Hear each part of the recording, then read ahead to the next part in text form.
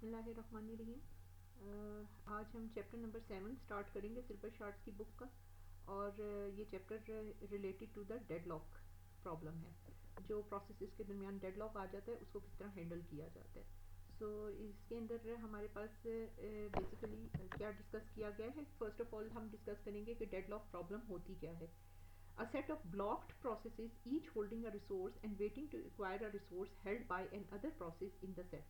Means कि अगर आपके पास एक प्रोसेस जो है उसने कुछ रिसोर्सेज जो हैं वो होल्ड किए हुए हैं, और अब वो वेट कर रहा है दूसरे रिसोर्सेज को लेने के लिए जो इस वक्त दूसरे प्रोसेसेस ने होल्ड किए हुए हैं। जब तक उसको वो वाले रिसोर्सेज नहीं मिल जाते उस वक्त तक वो अपना काम कंप्लीट नहीं कर सकता। फॉर एग्जांपल के तौर पे हम ये कंसिडर अगर करें कि हम कहते हैं कि हमारे पास दो प्रोसेसेस थे और दोनों प्रोसेसेस जो थे उनको जो है वो टेप ड्राइव चाहिए अपना काम कंप्लीट करने के लिए।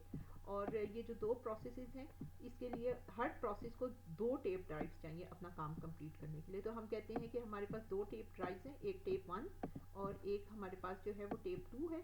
सो हमने बेसिकली क्या किया कि इनिशियली P1 प्रोसेस जो था उसको हमने टेप 1 असाइन कर दी और P2 प्रोसेस को हमने टेप 2 असाइन कर दी। अब P1 प्रोसेस जो है वो अपना काम उस वक्त तक कंप्लीट नहीं कर सकता जब तक उसको टेप 2 नहीं मिल जाती, और P2 प्रोसेस उस वक्त तक अपना काम कंप्लीट नहीं कर सकता जब तक उसको टेप 1 नहीं मिल जाती। सो इट मीन्स कि अब दोनों प्रोसेसेस जो हैं वो एक दूसरे के ऊपर डिपेंडेंट हो गए हैं, क्योंकि दोनों को दोनों टेप्स चाहिए अपना काम कंप्लीट करने के लिए। लेकिन एक टेप जो है वो प्रोसेस P1 ने होल्ड की हुई है और दूसरी टेप जो है वो प्रोसेस P2 ने होल्ड की हुई है। इस वजह से हमारे पास क्या है, एक डेडलॉक की सी सिचुएशन जो है वो इस्टेब्लिश हो गई है। सो एग्जाम्पल के तौर पे यहाँ पर उसने सेमाफोर से एग्जाम्पल ली है। लेट्स अज्यूम कि हमारे पास दो प्रोसेसेस हैं और वो अपना काम किस तरह कंप्लीट करते हैं, by making the use of two types of semaphores, that is semaphore A and semaphore B. हमने सेमाफोर ए और बी दोनों को शुरू में 1 से इनिशियलाइज किया है। लेट्स अज्यूम कि पी आई प्रोसेस जो था जब उसके पास कंट्रोल आया CPU का तो उसने ये स्टेटमेंट चलाई है वेट ए। जब वो ये स्टेटमेंट चलाएगा वेट ए तो उससे क्या होगा कि आपकी ए की वैल्यू सेमाफोर की जो होगी वो 1 से डिक्रीमेंट होकर क्या हो जाएगी, 0।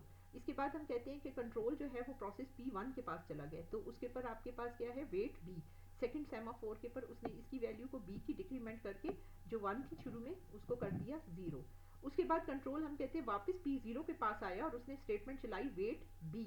अब वेट B का प्रोसेस क्या होगा, क्योंकि वेट B की वैल्यू को P1 प्रोसेस ने 0 पे सेट कर दिया है। अब वेट जो है B इस स्टेटमेंट के पर आके P0 जो होगा वो स्पिन करना शुरू कर देगा या नो ऑपरेशन करना शुरू कर देगा, या फिर हम इन अदर वर्ड्स हम कहेंगे कि वो होल्ड हो जाएगा। सिमिलरली जब कंट्रोल P1 के पास आएगा तो वो सेकंड वाली वेट ए की कंडीशन के ऊपर आके स्पिन करना शुरू कर देगा, वेट करना शुरू कर देगा, क्योंकि इसकी वैल्यू को 0 जो है P0 ने कर दिया और अब इसके लिए यहाँ से आगे जो है वो मूव करना मुश्किल हो गया।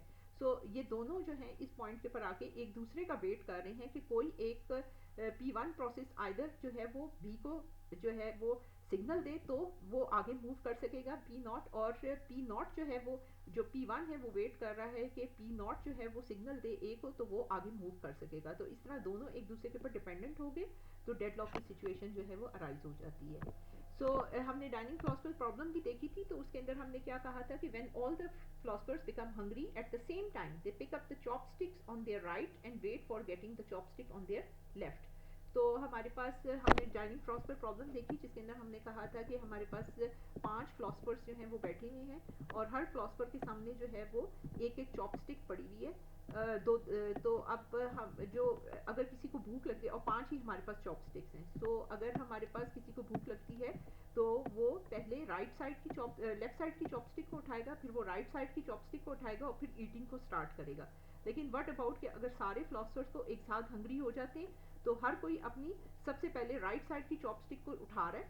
तो 4 जो होगा वो उसकी राइट साइड के ऊपर जो चॉपस्टिक है वो इसको उठा लेगा, 5 जो होगा वो अपनी राइट की चॉपस्टिक को उठा लेगा, 1 अपनी राइट साइड की चॉपस्टिक को उठा लेगा, 2 अपनी राइट साइड की चॉपस्टिक को उठा लेगा, 3 अपनी राइट साइड की चॉपस्टिक को उठाएगा। लेकिन जब 4 अपनी लेफ्ट साइड की चॉपस्टिक को उठाने की कोशिश करेगा तो 5 ऑलरेडी उसको उठा चुका है, तो 4 फिर वेट करना शुरू कर देगा। इसी तरह 5 जब अपनी राइट साइड की चॉपस्टिक को उठाने की कोशिश करेगा तो उसकी चॉपस्टिक 1 जो है वो उठा चुका है, तो अब वो यहाँ पर वेट करना शुरू कर देगा।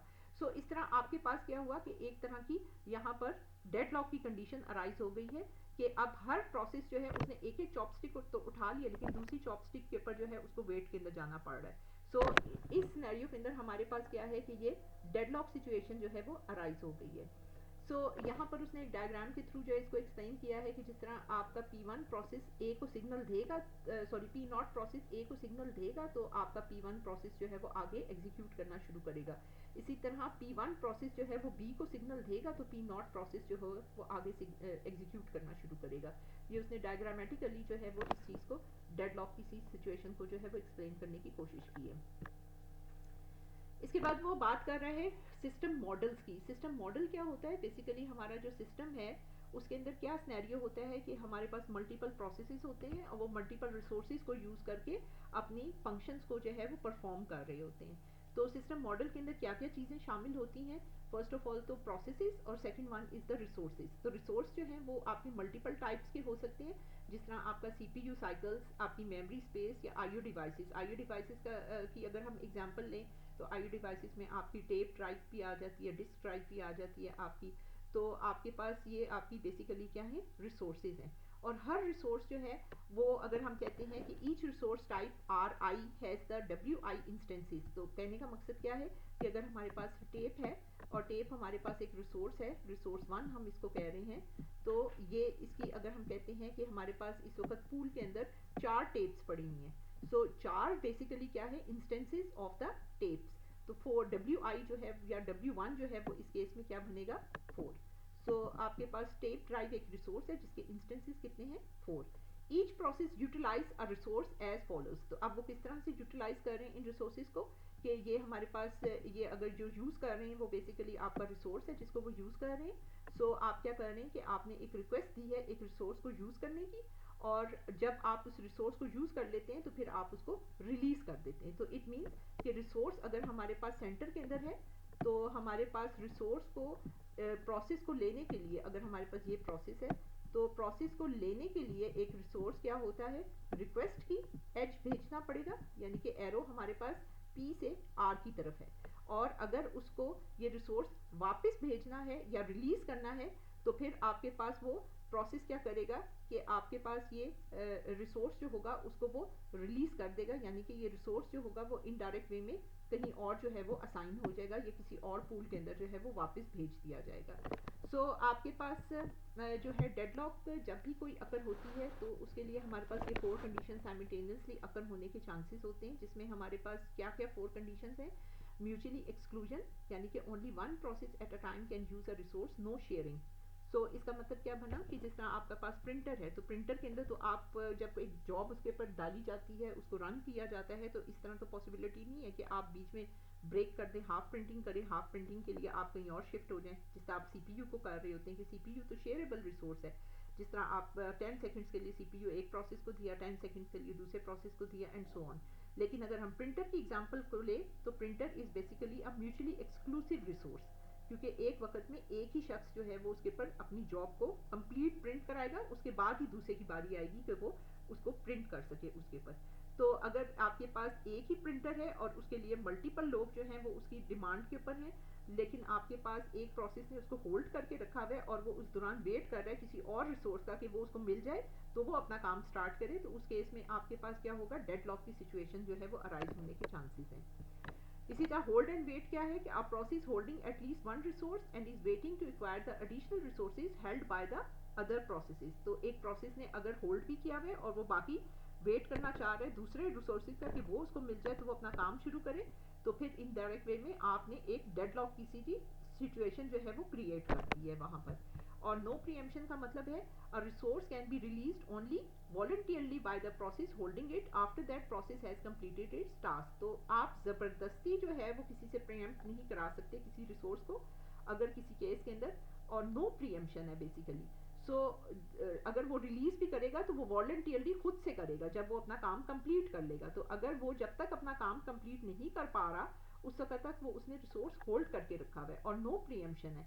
सो इन दिस सिनेरियो डेडलॉक अकर होने के चांसेस एग्जिस्ट कर जाते हैं। और लास्ट वन हमारे पास आ जाता है सर्कुलर वेट। तो सर्कुलर वेट आपके पास क्या है कि हम ये कह रहे हैं कि लेट्स अज्यूम कि प्रोसेस P0 जो है वो वेट कर रहा है ऐसे रिसोर्स का जिसको होल्ड किया हुआ है P1 ने, और P1 प्रोसेस जो है वो वेट कर रहा है ऐसे रिसोर्स का जिसको होल्ड किया हुआ है प्रोसेस P2 ने, और प्रोसेस P2 ने ऐसा रिसोर्स होल्ड किया हुआ है, ऐसे रिसोर्स का वेट कर रहा है जिसको होल्ड किया हुआ है प्रोसेस P3 ने, and so on, and ultimately आपके पास हम कहते हैं कि लास्ट के अंदर हम पहुंच गए जिस तरह पी एन प्रोसेस के पास, तो पी एन प्रोसेस जो है वो वेट कर रहा है रिसोर्स का जिसको होल्ड किया हुआ है पी नॉट प्रोसेस ने। सो आपके पास एक तरह का ये सर्कुलर साइकिल बन गया कि P naught to P one, P naught one to P two, P naught P two to P three, and so on until pn to p naught.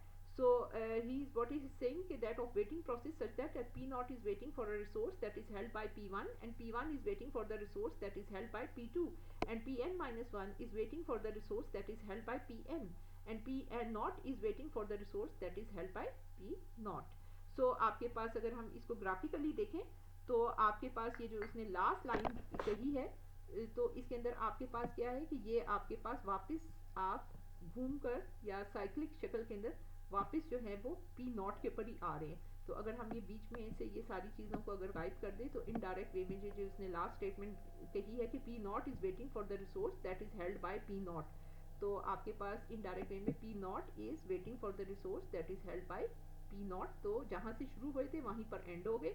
तो आपके पास एक तरह की ये सर्कुलर वेटिंग की कंडीशन आ जाती है, और जब इस तरह की सर्कुलर वेटिंग की कंडीशन एस्टेब्लिश हो जाए तो उस केस के अंदर आपके सिस्टम के अंदर डेडलॉक अकर हो जाता है। तो यहाँ तक मैं इस लेक्चर को हम आज कंप्लीट करेंगे। सो नेक्स्ट लेक्चर के अंदर फिर फर्दर आगे इसकी डिस्कशन करेंगे।